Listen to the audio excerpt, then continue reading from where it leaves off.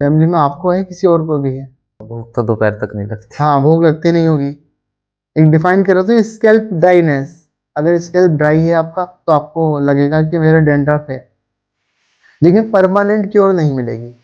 अपने डाइजेशन पर या अपने डेली रूटीन पर काम करें, स्कैल्प ड्राइनेस और डेंड्रफ की प्रॉब्लम 100% सही हो जाएगी। लेकिन दही लगाने से नहीं, दही खाने से ज्यादा डेंड्रफ दूर होगा। बॉडी के अंदर फैट होना भी जरूरी है, तो उसमें कुछ कमी आ रही है तो स्किन हमारी ड्राई हो जाएगी, ये ज्यादा ऑयली हो जाएगी। उस प्रॉब्लम की वजह से स्कैल्प ड्राई हो रहा है। स्कैल्प ड्राई होने का रीजन मालूम हो गया आप? दही के साथ में पराठे खाइए आप, उस डेंड्रफ में खुजली तो होनी है, इचिंग होनी है। इचिंग होने का रीजन और सिर्फ यही है, स्किन ड्राइनेस। वो ड्राइनेस स्किन पर हो, वो ड्राइनेस स्कैल्प पर हो, ये ड्राइनेस बॉडी के किसी भी पार्ट पर हो, खुजली उसी की वजह से होगी। ये हेयर फॉल हो सकता है, स्कैल्प ड्राइनेस मतलब डैंड्रफ हो सकता है। विटामिन सी का रिलेशन स्कैल्प से किस तरह से है उसको छोड़िए। तो कुल मिला के ये हुआ कि डाइट सुधार लो। जिन चीजों को खाना है उन्हीं की तरफ को आपके हाथ बढ़ेंगे, जिन चीजों को नहीं खाना है उन चीजों की तरफ को आपके हाथ बढ़ेंगे ही नहीं। हम साइंस एज में आ गए, लेकिन हम जो है परेशान ज्यादा हो गए। मतलब 1000 साल दुनिया में रहते, अल्लाह ताला ने सबका टाइम है फिक्स, सबको उसके पास को जाना है। सभी कर सकते हैं अपने रेशमी सिल्की बाल। डाइजेशन का ध्यान रखिए, डाइजेशन पूरी बॉडी का ध्यान रखिए, बालों की ग्रेइंग पे भी सुधार होगा।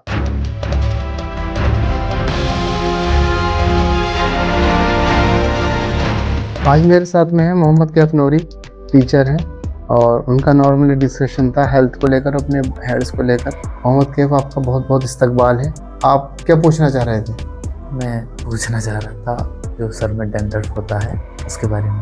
सर, डेंड्रफ से एक आम प्रॉब्लम है, ज़्यादातर लोगों में देखने को मिल रही है। ये प्रॉब्लम ये रहती है डेली रूटीन पर बेस्ड। अब डेली रूटीन क्या रहता है आपका, खाते क्या है, पीते क्या है, नींद कितनी है।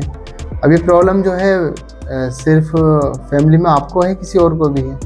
ये घर में कई मेंबर्स को है। हाँ, तो आपका डेली रूटीन सभी का हिस्सा है। सभी का हिस्सा है। मैं ये कहता हूँ 100% आपके घर पर नहीं, सभी के घर पर, मुझे तो लगता नहीं कोई बचा है। सभी के घर पर चाय, आपके यहाँ पर भी सुबह को चाय 100% पीते होंगे। चाय से ड्राइनेस क्रिएट होती है और वो एटमॉस्फेयर को थोड़ा सा चेंज कर देती है स्टोमक के, इंटेस्टाइन के, जिसकी वजह से भूख लगती नहीं है। भूख तो दोपहर तक नहीं लगती। ये आप मुझे नहीं बताएं तो मैं खुद ही बता दूंगा, दोपहर तक भूख लगने का चांस नहीं है, क्योंकि सुबह में आपने चाय पी ली है। डेंड्रफ एक्चुअल में एक डिफाइन करो तो स्कैल्प ड्राइनेस। जैसे मान लीजिए किसी की ऑयली स्किन होती है, किसी की ड्राई स्किन होती है, तो ऑयली स्किन, ड्राई स्किन आपकी बॉडी पर ही डिपेंड करती है। इसी तरह से किसी का स्कैल्प फ्रेश होता है, किसी का स्कैल्प ड्राई होता है। अगर स्कैल्प ड्राई है आपका तो आपको लगेगा कि मेरा डेंड्रफ है, और आप कितने ही साफ करते रहें, कुछ भी लगाते रहें, उस पर तेल लगाते हैं, तरावट फील होगी और मॉइस्चर फील होगा, लेकिन परमानेंट क्योर नहीं मिलेगी। कि परमानेंट क्योर आपको तभी मिल पाएगी जब अपने डाइजेशन पर या अपने डेली रूटीन पर काम करें। परमानेंट क्योर के लिए आपको रूटीन चेंज करना पड़ेगा। रूटीन चेंज, चाय को तो रिमूव करना है टोटल। सुबह में एक हेल्दी डाइट आप लें, हेल्दी डाइट में आप उसमें प्रोटीन को, कार्बोहाइड्रेट को, और सबसे बेस्ट तरीका मैं बताऊँ आपको करना क्या है। स्कैल्प ड्राइनेस के लिए सुबह में सबसे बेस्ट है कि आप सुबह उठें, 1 गिलास पानी पिएं। 1 गिलास पानी पीने के बाद में, वैसे तो ये सभी कर सकते हैं, सभी जो भी हैं, जो सुन रहे हैं मुझे, वीडियो में देख रहे हैं, जो सभी कर सकते हैं। 1 गिलास 2 गिलास पानी पी लें, और उसके साथ में गुनगुना पानी लें। गुनगुना पानी में 1 चम्मच देसी घी मिला दें, उसको मिक्स करें, उसको पी जाएं। आपकी स्कैल्प वाली जो है ना, ये ड्राइनेस जो है, स्कैल्प ड्राइनेस और डेंड्रफ की प्रॉब्लम 100% सही हो जाएगी। सुबह में जो है एक अच्छे डाइजेशन के लिए आप इस तरह से कर लें, सुबह में 2-3 बनाना खाना शुरू कर दें, सुबह में 2 या 3 केले, और उसके बाद में कोई दलिया या फिर फर्मेंटेड चीज़ें मतलब आप इडली और डोसा, इडली डोसा हमारी साइड का डिशेज नहीं है, तो फर्मेंटेड में आप दही ले सकते हैं। पराठे खाते हैं सुबह में? जी, पराठे खाते हैं, तो पराठे से बेस्ट है कि आप रोटी पर घी लगाकर खा लें। और सुबह में अगर अपने लिए अपने खाने में दही रखना चाह रहे हैं तो दही रख सकते हैं। दही, आपने ये भी सुना होगा, दही लगाने से डेंड्रफ दूर होता है। सुना है, लेकिन दही लगाने से नहीं, दही खाने से ज्यादा डेंड्रफ दूर होगा। दोपहर की डाइट में 11-12 बजे के टाइम आप जो है दही रख लें अपने साथ में। शुरू से पूछता हूँ, जैसे कि मैं अभी अपनी ही बताया जा रहा था आपको, तो सुबह में रूटीन क्या है आपका खाने का? मैं सुबह में चाय लेता हूँ 1 कप, हाँ। और चाय के साथ में या तो रस्क या पराठे। हाँ इनमें से कुछ लेता हूँ। हाँ। उसके बाद मैं टीचिंग करने चला जाता हूँ। फिर लगभग 1:30-2 बजे हाँ। मैं आके खाना खाता हूँ। इस बीच में भूख नहीं लगती? इस बीच में भूख लगती ही नहीं है। सुबह में एक 7 बजे का टाइम, 8 बजे का टाइम, एक नॉर्मल चाय और बिस्किट वगैरह लेने के बाद में अब जाना है तो लंबा टाइम हो गया। स्कैल्प में जो तरावट रहती है नेचुरल तरीके से हमारी बॉडी में फैट होता है। एक होता है अनहेल्दी फैट, मतलब एक्स्ट्रा फैट, एक होता है नॉर्मल फैट। अगर उस फैट से लेवल नीचे को चला जाएगा हम तब भी कमजोरी महसूस करेंगे। बॉडी के अंदर फैट होना भी ज़रूरी है। अब वो फैट होता है, फैट मतलब ये चिकनाहट या तरावट या ऑयली।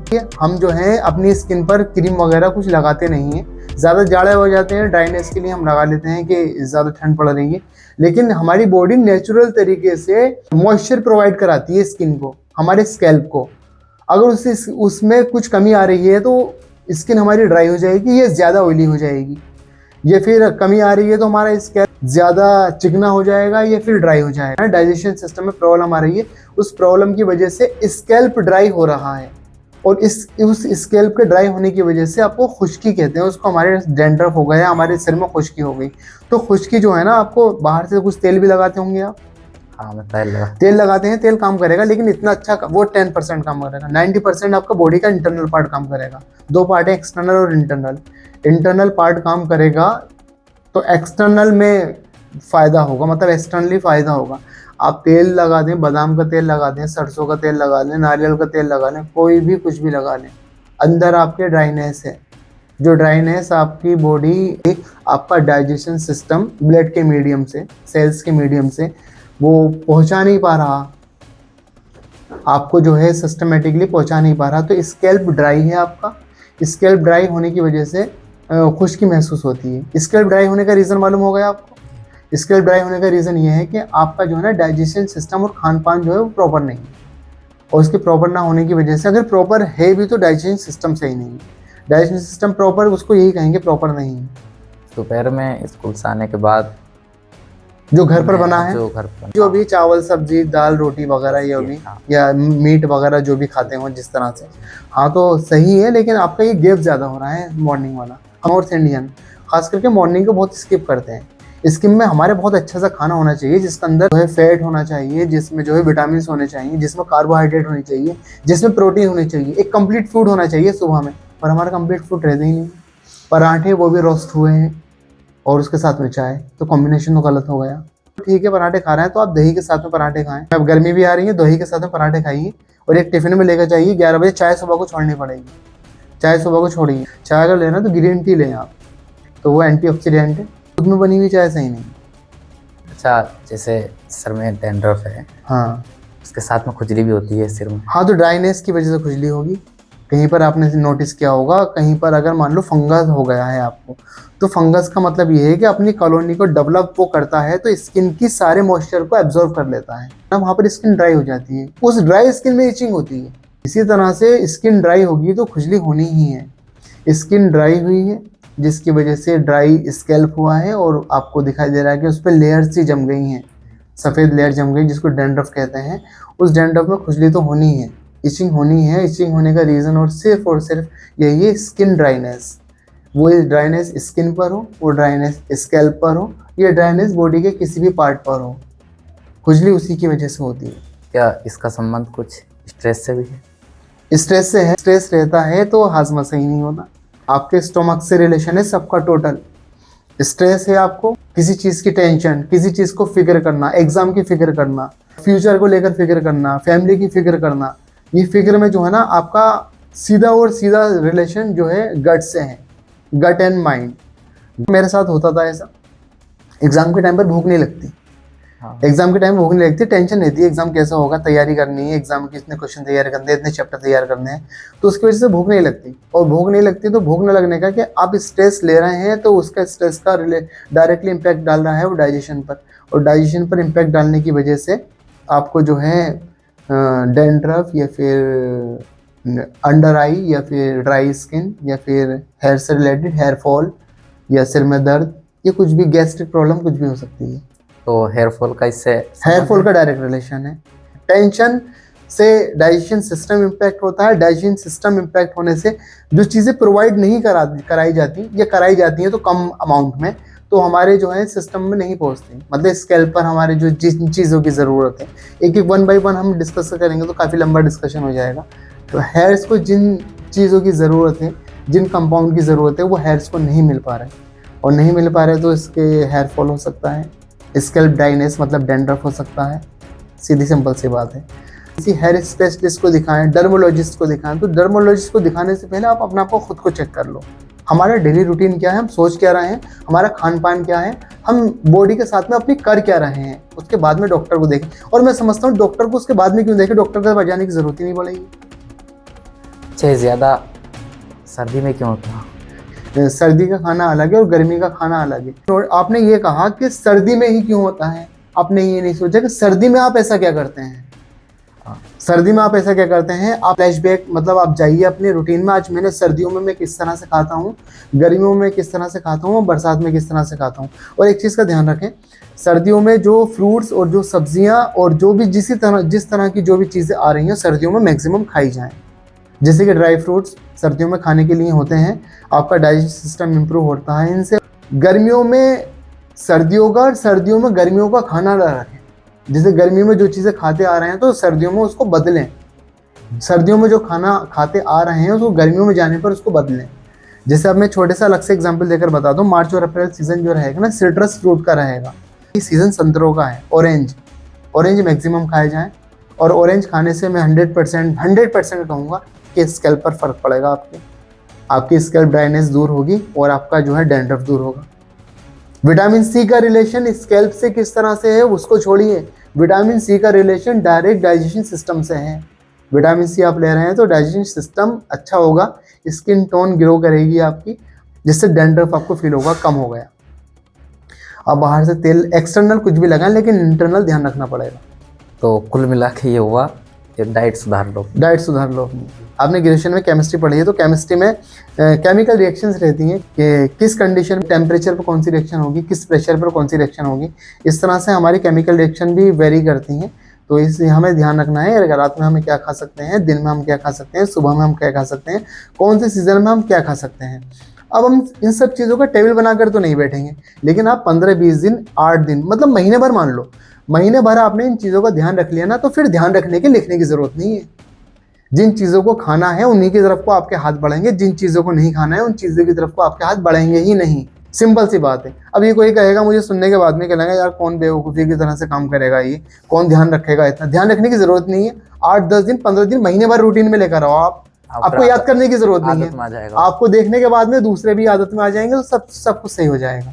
क्योंकि पहले लोग रहते थे ऐसे, हम साइंस एज में आ गए लेकिन हम जो है परेशान ज़्यादा हो गए हैं, हम लापरवाह ज़्यादा हो गए हैं। हम कुछ भी खा लेते हैं, किसी भी टाइम खा लेते हैं, कुछ भी नहीं खाया जा सकता, किसी भी टाइम नहीं खाया जा सकता। अगर आप खाते हैं तो आप हेल्थ प्रॉब्लम आएंगी आपको। और ये कोई भी कहे कि मुझे सुन रहे हैं वो भी और जो आप हैं वो भी, आप अपने ऊपर आजमा के देख लें इसको।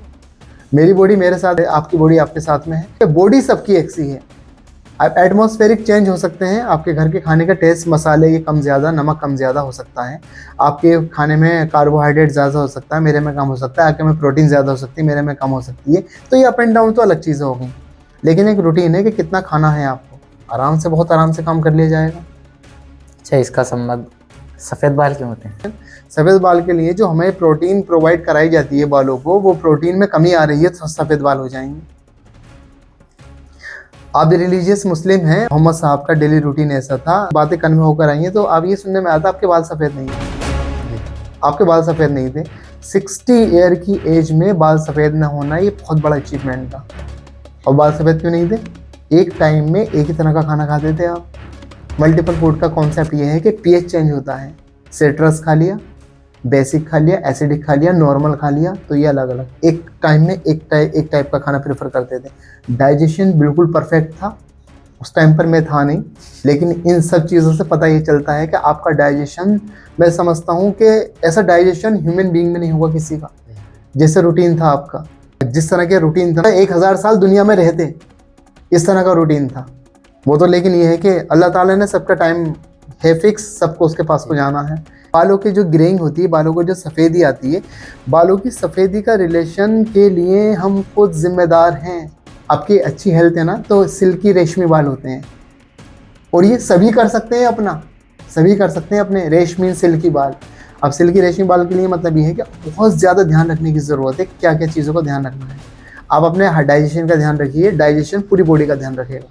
अच्छा, सुबह का खाना सुधार रहे हैं हम। उसमें जो है ना फैट आपके होना चाहिए। फैट किसी भी तरह में फॉर्म में हो सकता है, चाहे वो देसी घी की मतलब मिल्क वाले घी की फॉर्म में हो, मक्खन की फॉर्म में हो, तेल की फॉर्म में हो, जैतून के तेल की फॉर्म में हो। जैतून का तेल बहुत ज़्यादा अच्छा होता है।